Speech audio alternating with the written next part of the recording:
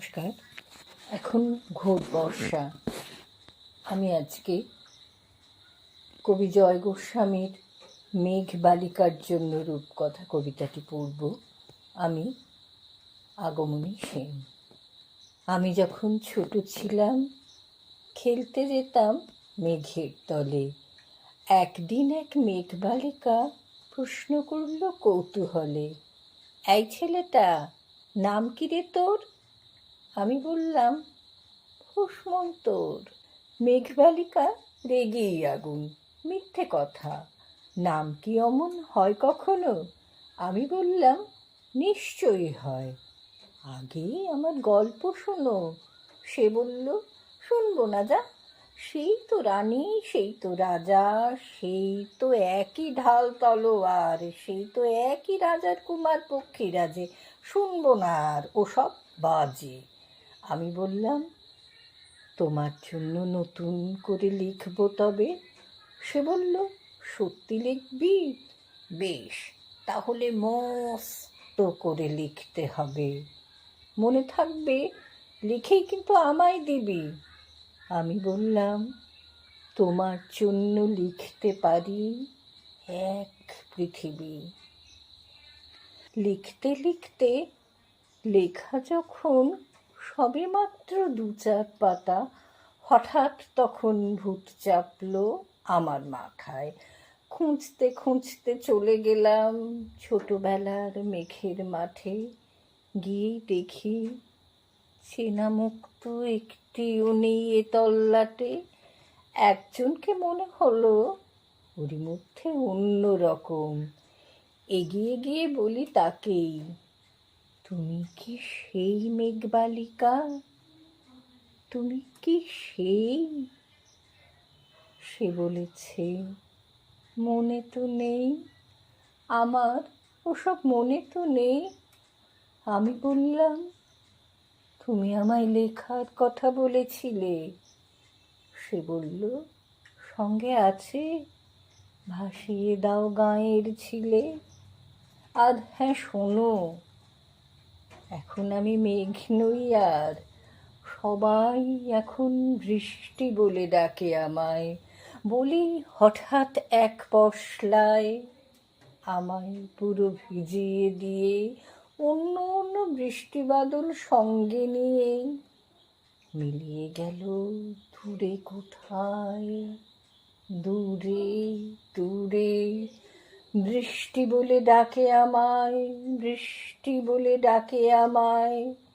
আপন মনে বলতে বলতে আমি কেবল বসে রইলাম ভিজে একসা কাপড় জামায়। গাছের তলায় বসে রইলাম, বৃষ্টি নাকি মেঘের জন্য। এমন সময় অন্য এক দৃষ্টি আমায় চিনতে পেরে বলল, তাতে মন খারাপের কি হয়েছে? যাও, ফিরে যাও, লেখো আবার। এখন পুরো বর্ষা চলছে, তাই আমরা সবাই এখন নানান দেশে ভীষণ ব্যস্ত। তুমিও যাও, মন দাও গে তোমার কাজে। বর্ষা থেকে ফিরে আমরা নিজেই যাব তোমার কাছে। এক পৃথিবী লিখব আমি, এক পৃথিবী লিখব বলে ঘর ছেড়ে সেই বেরিয়ে গেলাম। ঘর ছেড়ে সেই ঘর বাঁধলাম গহীন বনে, সঙ্গী শুধু কাগজ কলম। একাই থাকবো, একাই দুটো ফুটিয়ে খাবো, ধুলোবালি ২-১ মুঠো যখন যারা আসবে মনে, তাদের লিখবো, লিখেই যাব। এক পৃথিবীর ১০০ রকম স্বপ্ন দেখার সাধ্য থাকবে যে রূপকথার, সে রূপকথা আমার একার।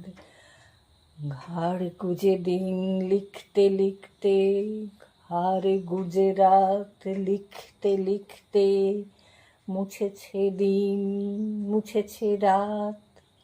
যখন আমার লিখবার হাত অসাড় হলো, মনে পড়ল সাল কি তারিখ, বছর কি মাস, সেসব হিসেব আর রাখিনি। লেখার দিকে তাকিয়ে দেখি এক পৃথিবী লিখব বলে একটা খাতাও শেষ করিনি। সঙ্গে সঙ্গে ঝমঝমিয়ে বৃষ্টি এলো খাতার উপর, আজীবনের লেখার উপর। বাইরে তখন গাছের নিচে নাচছে ময়ূর আনন্দিত। এ গাছ ও গাছ, উঠছে পাখি, বলছে পাখি, এই অরণ্যে কবির জন্যে আমরা থাকি। বলছে ওরা, কবির জন্য আমরা কোথাও, আমরা কোথাও, আমরা কোথাও হার মানিনি।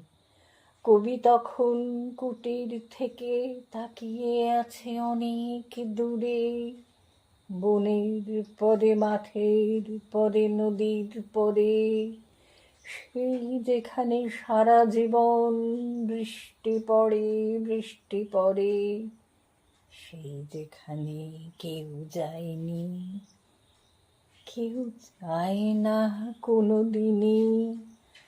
আজ সে কবি দেখতে পাচ্ছে এই দেশে সেই ঝর্ণা তলায় এদিক ওদিক ছুটে বেড়ায় সোনায় মোরা মেঘ হরিণী। কিশোর বেলার সেই হরিণী। নমস্কার।